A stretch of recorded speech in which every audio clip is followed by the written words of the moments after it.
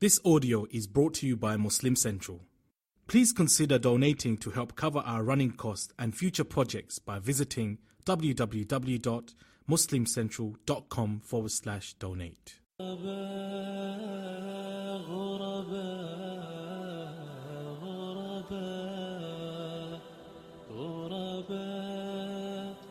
Assalamu alaikum. This is Yasmin Mogahed, and you're listening to Serenity, streaming live on One Legacy Radio. Today we are taking your questions on the topic of hardships, and this is a topic that a lot of people send quite a bit of inquiries about. It's something that we've all faced, and we all will face at one point or another in our lives. And we know that this life is a mix of both hardship and ease, as Allah subhanahu wa ta'ala tells us, Inna ma'al usri yusra, that with hardship is ease. And this is something that Allah subhanahu wa ta'ala has emphasized in the Quran, that this life is, it's not all good, but it's not all bad either. And that whenever Allah subhanahu wa ta'ala gives us something that is a challenge, He, along with that challenge, also gives us ease and gives us the ability to withstand that. Sometimes the difficulty is whenever we're in that hardship, it becomes difficult to sometimes see the ease, and sometimes we can't recognize it because we become so focused on the hardship itself, and it sort of surrounds us, and we have trouble focusing on anything else. And as a result of focusing on the hardship itself and allowing the hardship to take over me and allowing the hardship to consume me, I'm actually no longer able to see the ease that Allah has also given me. Inna ma'al usri yusra. Indeed, with hardship is ease. And it has everything to do with where my heart is focused. And you'll find that no matter what situation you're in, anytime the heart focuses on something other than Allah subhanahu wa ta'ala, it feels pain. And the pain comes in different forms, but you'll find that across different situations, anytime the heart focuses on something other than Allah subhanahu wa ta'ala, it suffers.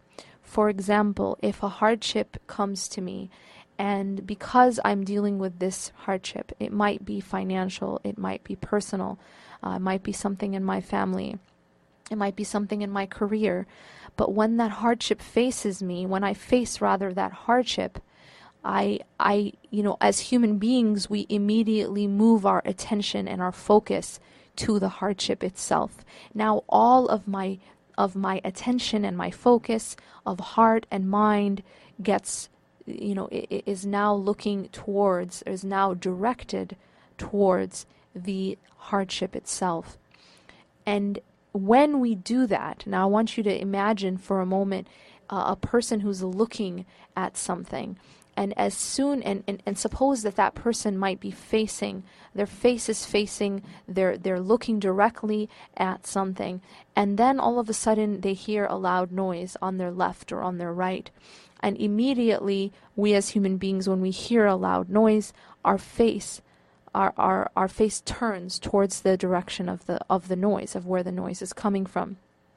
That turning is what happens to us in hardship. We might be focused on Allah subhanahu wa ta'ala, and this is in one scenario. A person might be focused on Allah subhanahu wa ta'ala, and then as soon as something hits them, a hardship comes, it takes that focus away, and now we look towards that thing which made the loud sound. How does this then manifest itself? Well, now, for example, when I'm praying, I'm no longer able to focus in my prayer on Allah. Instead, now when I'm praying, I'm thinking about the problem. I'm working through different solutions in my mind. Well, if I do this, then, this will happen. But if I don't do this, this other thing will happen. And so now my thoughts are being consumed with this problem itself and trying to solve it. And what happens is you'll know that this is the case because it will take over your prayers, for example. It will be what you think about all day long. It'll be the first thing that comes to your mind when you wake up in the morning. And that process of just thinking and thinking and thinking about it, well, think back to the example I gave. When you turned your face to look at the sound, the direction of the sound, it meant that you're no longer looking at what you were originally looking at. And that's the nature of the heart, is that it can only look in one direction.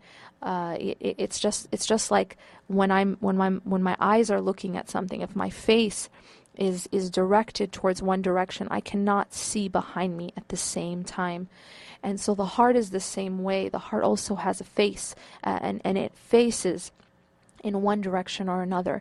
If all of my attention and focus and concern is even about this hardship itself, then that means I've looked away from Allah subhanahu wa ta'ala. And it's in that looking away from Allah subhanahu wa ta'ala of the heart that really causes the deep pain. And so then, people naturally will ask this question of, well, what do I do? How do I even avoid that? I mean, I'm facing, maybe my husband got laid off, maybe I got laid off, my wife got laid off, we can't pay our bills, somebody is sick, or somebody died, or someone is hurting me, or I'm not able to get married, or I'm getting divorced, I'm having family problems. Whatever issues that a person is dealing with, naturally it's very difficult to not think about it. It's very difficult to keep the mind from getting consumed by it. And this is really where we have to exert energy.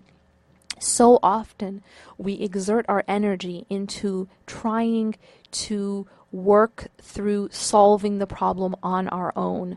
Okay, and I want to just emphasize, this doesn't mean that we aren't taking action to try to solve the problem, but we try to solve it on our own, or maybe we go to the creation, or we use means to try to solve it, but we're taking it upon ourselves to try to solve this problem. That is why we get overwhelmed. That is why it takes over and we feel smothered and we feel like we can't carry it anymore.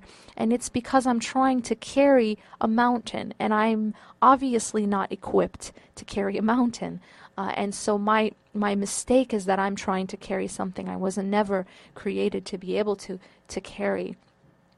If instead of exerting our efforts to try to carry a mountain, instead, if we exert our efforts to keep the heart focused on the right thing, then actually what will happen is my problem will become light, my problem will become easy, and my problem will become solved. And this is where we really are exerting our effort in the wrong place. We put in effort, but we're not putting it in keeping the heart focused on the one who can solve it.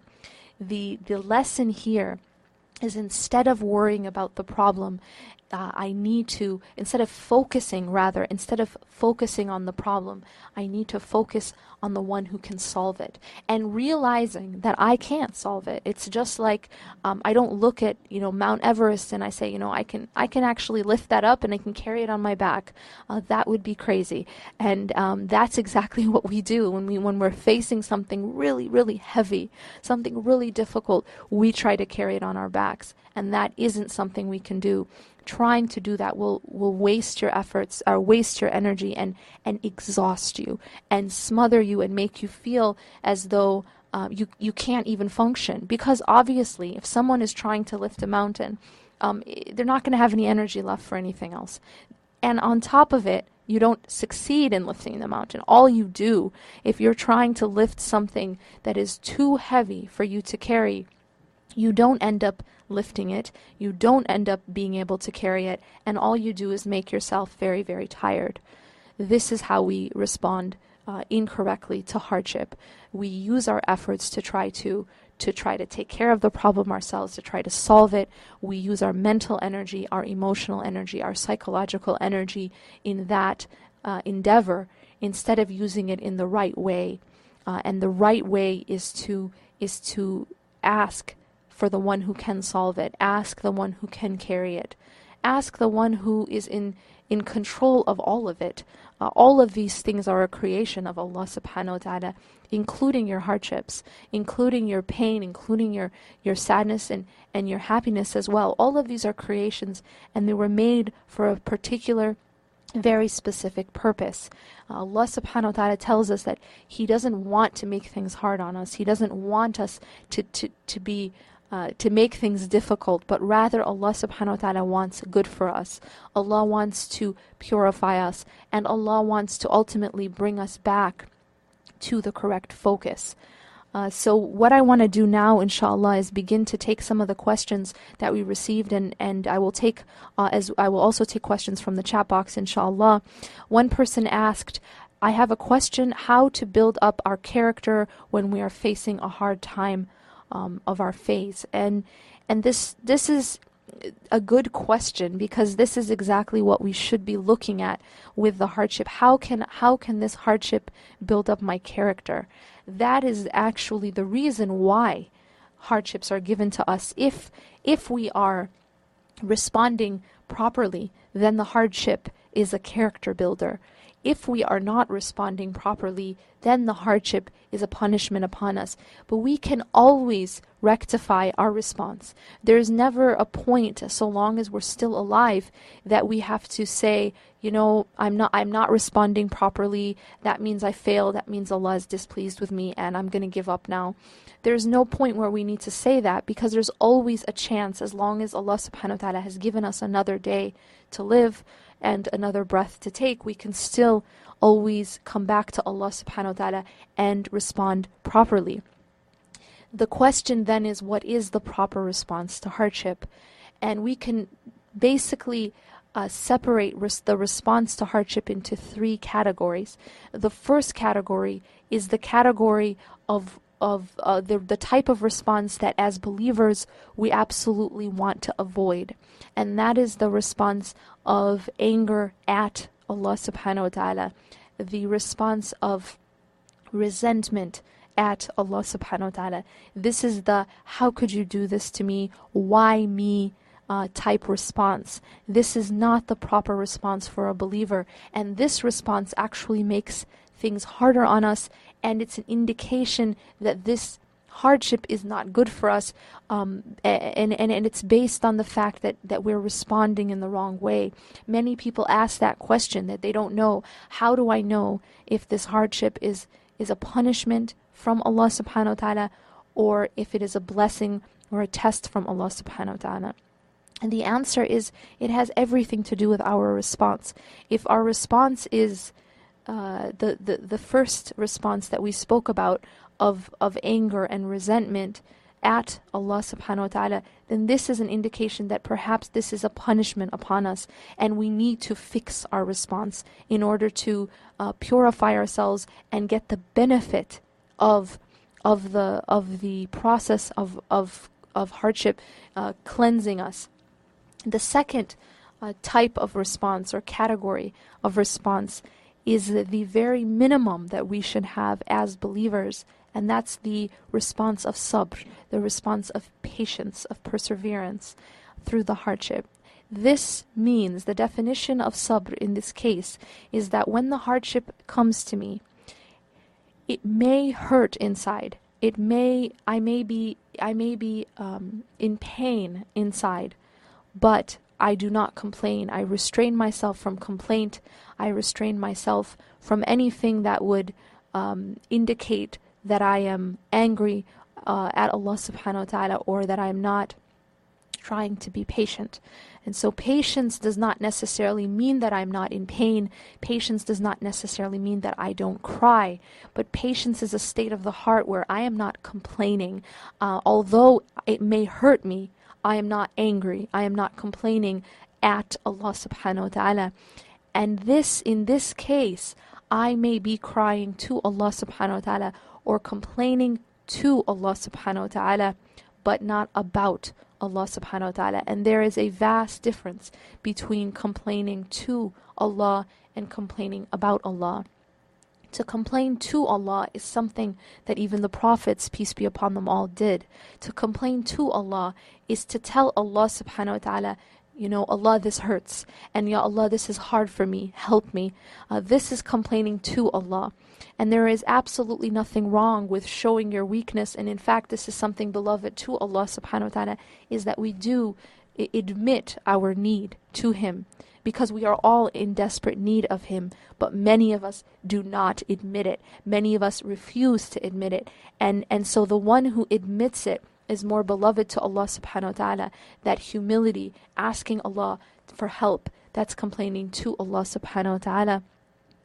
And we know, for example, the dua of the Prophet Muhammad sallallahu alaihi wasallam after what happened to him in Ta'if, and this horrible treatment that the people gave to him, that he was treated so badly, and he was the people threw things at him until he bled, and he was so hurt at this point, and yet what was his response was he turned only to Allah subhanahu wa ta'ala, and he complained to Allah about what he was going through.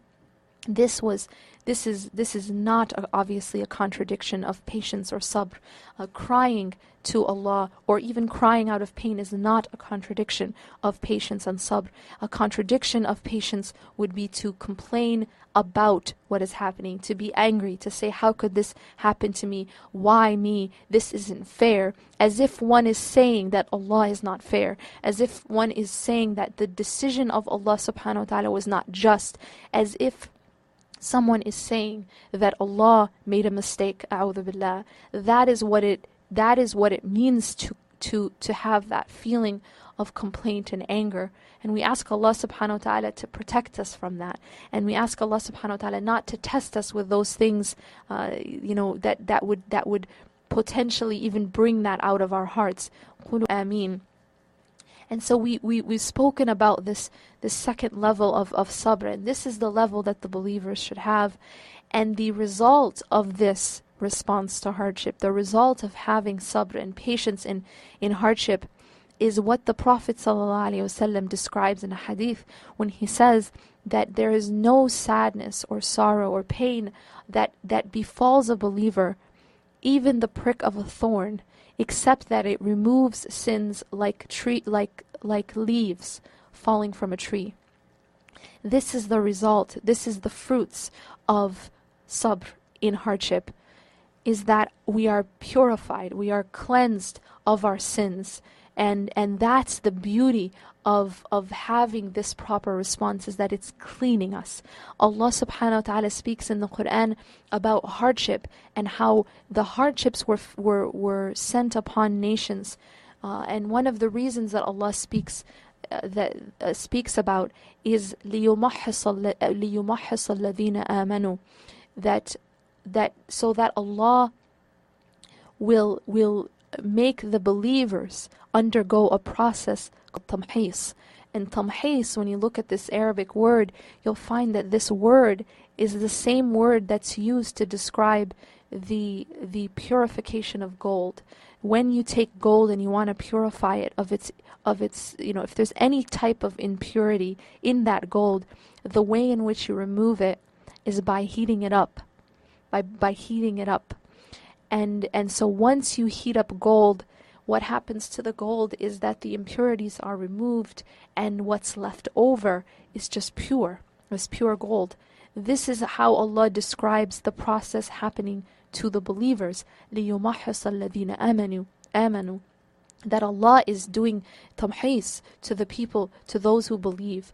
Through the hardship, when responded to correctly, you are being purified like we purify gold.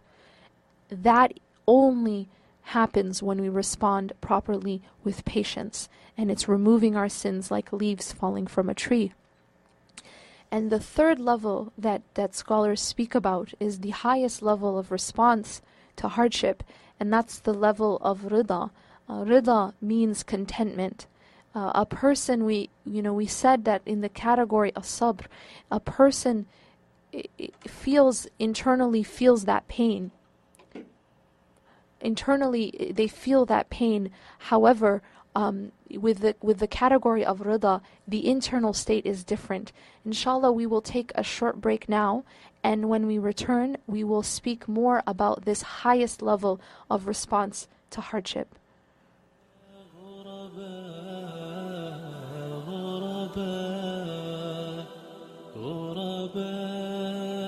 غرباء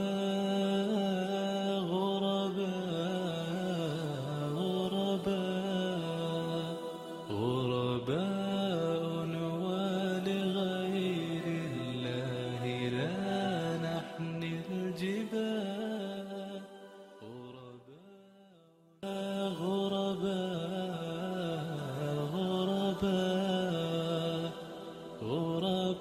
Assalamu alaikum. This is Yasmin Mogahed, and you're listening to Serenity, streaming live on One Legacy Radio. We are speaking today about response to hardship and the purpose of hardship, and what are the fruits of different types of responses to our hardships.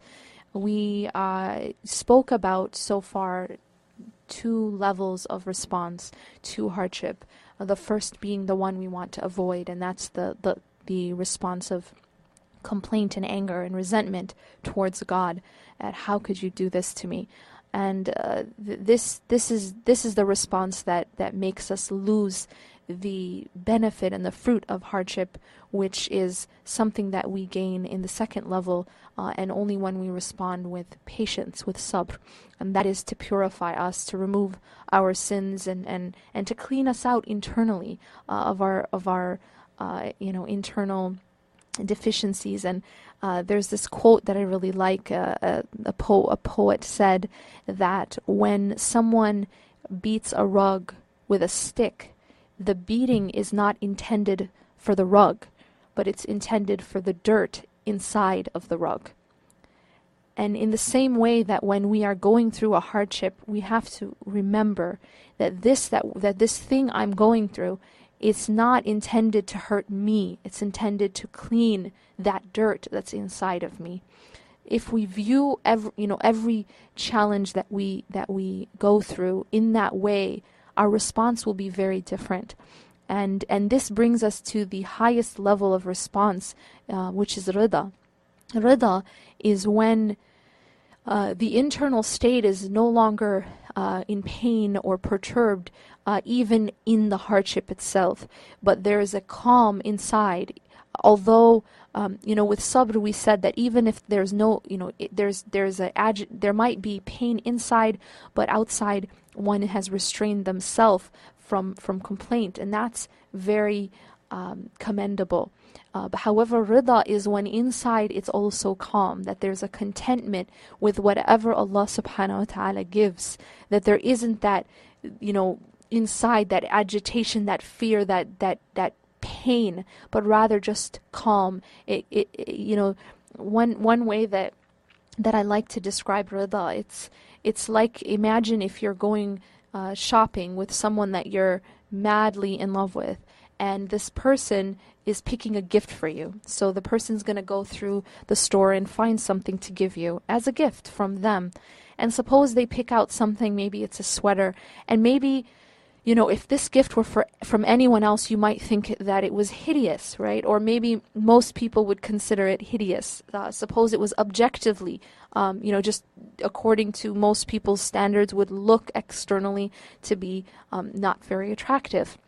However, because of the person who gave you this gift, you cherish the gift. You love the gift, not because of the gift itself, not because of any characteristic in the gift itself. You may not normally like that type of sweater, but you love the gift because you love the giver.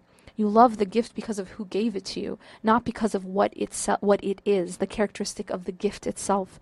And I think that this is really how we should understand rida, that everything that we have and whatever comes our way is from who? It's from Allah. Allah is the giver. And if we really love the giver, then whatever he gives, whatever comes from him, we will love simply because it came from him. And it no longer matters what it is. It doesn't, we can understand this concept with worldly things and with our human relationships. If someone's in love, the person they love could give them a pencil and, they cherish it, right? Oh my gosh, like this is the first pencil they ever gave me, like the idea here is that it becomes sentimental, becomes something that your heart cherishes simply because you love the one who gave it to you. And that is enough to make you love the gift. This is the high, and Allah subhanahu wa ta'ala that has, the highest method for Allah subhanahu wa ta'ala, the highest example is for Allah. That if we really, imagine if we really love Allah subhanahu wa ta'ala and we know that this came from Him, this is His choice for us. Allah has chosen this particular gift for us. And it's kind of like somebody, again, who you're in love with has chosen something for you in a particular color. And maybe it wasn't a color that you would have otherwise chosen for yourself, but you're pleased with it. You're pleased with it because of who picked it out for you. You love the one who picked it for you. And look at, Allah has chosen things for us in our lives. He's chosen our parents. He's chosen our children. He's chosen our spouse. Ultimately, these are all things that Allah subhanahu wa ta'ala has written for us. And so in the end, are we pleased? Are we pleased with the decision of Allah subhanahu wa ta'ala for us? Even in our hardships, even when something faces me, am I pleased? Am I pleased that this is, who did this come from? Who is this? It's a package outside your door. And the question isn't what's in the package. The question should be, who did it come from? And when you find out who it came from, are you not pleased? And that's how we should really look at, anything that Allah subhanahu wa ta'ala has given us. And the scholars say that when you have this type of response to hardship, the level of rida, and we ask Allah subhanahu wa ta'ala to make it easy on us to reach that level, that the fruit of this response is not only purification, but elevation, in elevating us in our status with Allah subhanahu wa ta'ala, and in our station with Him. And this is the most beautiful of gifts, is to be near to Allah subhanahu wa ta'ala, and that is the fruit of rida. The next question that I received says, I find that it's easy to remember Allah with passion when we need His help. But when things are fine, I find that despite praying regularly, I don't feel the same passion and love for Allah. How do I regain the same passion that I had earlier? SubhanAllah, this person mentions something that is also one of the realities of hardship, and we said that one of the reasons why Allah subhanahu wa ta'ala sends hardships is because it purifies us. Tamhis, the process of purification, as you purify gold. Another reason why Allah subhanahu wa ta'ala says in the Quran that He sends hardship is so that we will return to Him, and لَعَلَّهُمْ يَرْجِعُونَ, in order that they will return. Sometimes, as the sister or brother said, sometimes when we're very lost, it takes a storm to wake us up and bring us back. You'll find that even an atheist, if you put them in the middle of an ocean, and as long as the ocean is calm and the person feels that they are in control, they don't see any need for God, and they may even be an atheist. But as soon as the storm hits, as soon as the waves are now like mountains on two sides of the boat, and that person realizes that they have absolutely no control at that point, even an atheist will turn and look for a higher power. Even an atheist. This is something that's in our nature, to look for something bigger than ourselves to help us, to devote ourselves to. This is ingrained in our nature as human beings. And the problem is that we just numb that. We hide it. We cover it up with a lot of apps and music and drugs and alcohol and attachments and distractions and all the things that we numb ourselves with. And what we're doing is we're also suffocating that fitrah. We're covering up that fitrah, that nature. And even when you look at the root word of kufr, the word kufr itself means to cover. A kafir in the Quran is referring to a gardener, a tiller, someone who covers up the ground with, or covers the seed with dirt. The root word of kufr is to cover up. Someone who is a kafir is literally someone who's covering things up. And one of the things that's being covered up is this nature, this natural inclination to the one to recognize a higher power and to recognize that he is one, that he has no equal, and that there's nothing like him. And even though we refer to him with the pronoun he is not actually a male or like a man, but that Allah subhanahu wa ta'ala, that God is high above any of his creation, is not like them. لَيْسَ كَمِثْلِهِ شَيْءٍ. There is nothing like him. And we know that Allah subhanahu wa ta'ala tells us in Surah Al-Ikhlas, قُلْ هُوَ اللَّهُ أَحَدٌ اللَّهُ الصَّمَدُ لَمْ يَلِدْ وَلَمْ يُولَدْ وَلَمْ يَكُنْ لَهُ كُفُوًا أَحَدٌ. And there is nothing like unto him at the end of this surah. So Allah subhanahu wa ta'ala has put that nature in us.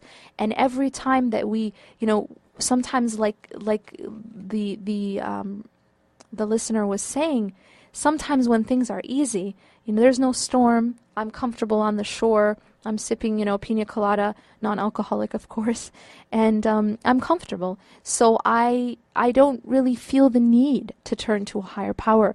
And it's when that hardship hits, then we go back to God, and that's what makes us be more able to be sincere, in our passion and our love for Him.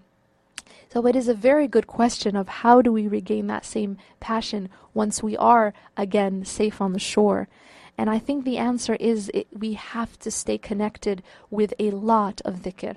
Allah subhanahu wa ta'ala has emphasized the need for remembrance again and again and again in the Quran, that this is what feeds our heart, this is what gives us life. If we are not remembering Allah subhanahu wa ta'ala, it is as if we are starving our hearts, suffocating our souls.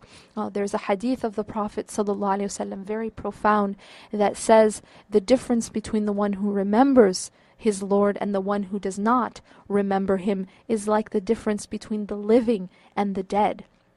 So the one who is remembering God is alive, that person is alive, and the one who has forgotten God, the one who does not remember him, the one who Allah subhanahu wa ta'ala plays no real part in their life, in how they live or what they talk about or what they want or what they strive for, what they fear. Really, sometimes our faith or our claiming of faith is just on the tongue. We might say La ilaha illallah, but Allah really plays no part in our actual lives and in our hearts and in our minds. And when we're not remembering Allah subhanahu wa ta'ala, when we are disconnected from that remembrance, we are disconnecting our hearts from its source of nourishment, from its source of life. And that's a lot of times why we end up falling out of that nearness and out of that intense passion that we otherwise have during hardship. Because think about it. What are we doing differently during the time of hardship? There are things that we are actually practically doing differently during the hardship versus once the hardship is over. If you just reflect on your own life and you see, how did I act? What were the things I did during my hardship versus what were the things that I do otherwise? And you'll find that when you were in your hardship, you were waking up and praying qiyam. You were waking up in the last third of the night. You were constantly begging Allah subhanahu wa ta'ala and making dua. You were so in need of Him, and you were realizing this need for Him. You were remembering Him day and night because you knew that you couldn't get yourself out of this situation and you needed Him. So you were remembering Him. You were making more dua. You were more humble to Him. You were waking up in the last third of the night. You were praying. Maybe you were praying your prayers more regularly. Whereas once the hardship was taken away, you actually left those actions, you left those acts of worship. So it's no wonder then that we ask ourselves that why are we in a different state once the hardship is gone? We have to examine what did we do differently when we were going through that hardship. And most of the time we'll find that our remembrance was increased and that our worship, our ibadah was increased. And once the hardship is lifted, it goes back to that lower level. Maybe now we're not as careful about our prayers, or we're no longer praying in the last third of the night. We're no longer really making much dua because we don't really feel the need to. And that's really our problem. Maybe when we were going through that hardship, we were making more istighfar. We were seeking forgiveness from Allah. We were afraid that maybe Allah is displeased with us. So we were desperately asking for forgiveness. But then once it became easy again, we gave up that very, very important act of ibadah. Inshallah, I will take another short break now, and returning we'll take more questions on this topic of hardship.